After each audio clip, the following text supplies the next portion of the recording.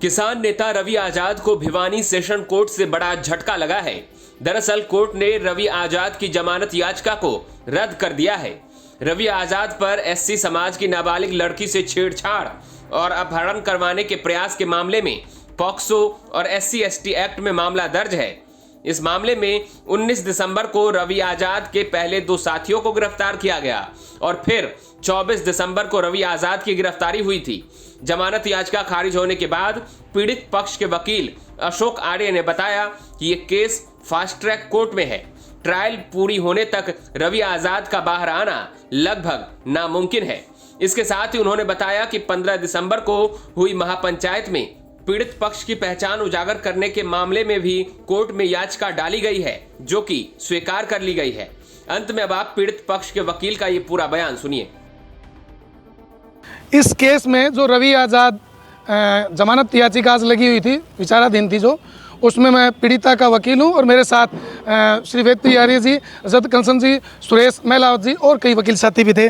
तो वो जो जमानत याचिका रवि आजाद जो जिला जेल भिवानी में बंद है, उनकी जमानत याचिका आज सुनवाई के बाद खारिज कर दी गई है। वहीं दूसरी तरफ पीड़िता के नाम को उजागर करने वाली जो पंचायत की गई थी, उस पंचायत में बार बार नाम उजागर किया गया था कुछ यूट्यूब चैनल्स और फेसबुक प्लेटफॉर्म पे। उसके लिए हमने एक एप्लीकेशन आज वो मूव की थी सुबह कि भाई वो जितने भी उसको प्रिजर्व किया जाए और जो डिलीट हो गया डाटा उसको रिकवर किया जाए। वो हमारी एप्लीकेशन को ऑनरेबल कोर्ट ने स्वीकार करते हुए DSP जो IO हैं इस केस के SIT के, उनको निर्देश दिया है कि इसे फौरी तौर पर कार्रवाई की जाए। कितने दिन रवि आजाद अब जेल में रह सकता है? देखिए सर, वो तो भविष्य के गर्भ में है, लेकिन कानून के मुताबिक ये लंबा गया मामला। यानी कानून ये कहता है कि भाई पॉक्सो एक्ट का कोई मुकदमा है, उसमें लगभग अमूमन ये होता है कि जब तक कोर्ट का फैसला नहीं होता तब तक फास्ट ट्रैक कोर्ट ट्रायल होती है। कोर्ट का नज़रिया ये होता है कि जल्दी फैसला कर देंगे, तो वो 2-4-6 महीने में जल्दी फैसला ही कर देते हैं। तो फैसले तक जमानत देना बहुत मुश्किल सा केस होता है, कोई रेयर केस में होती है, वरना जमानत पॉस्को में SC ST एक्ट इस जैसे गंभीर अपराध में, गंभीर धाराओं में जमानत मुश्किल है।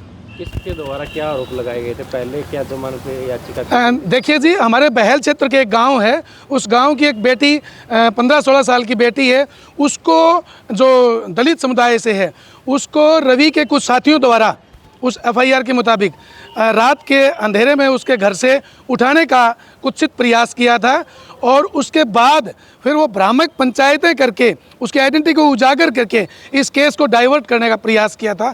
इन धाराओं में वो मुकदमा है और भी मुकदमे दर्ज हुए हैं।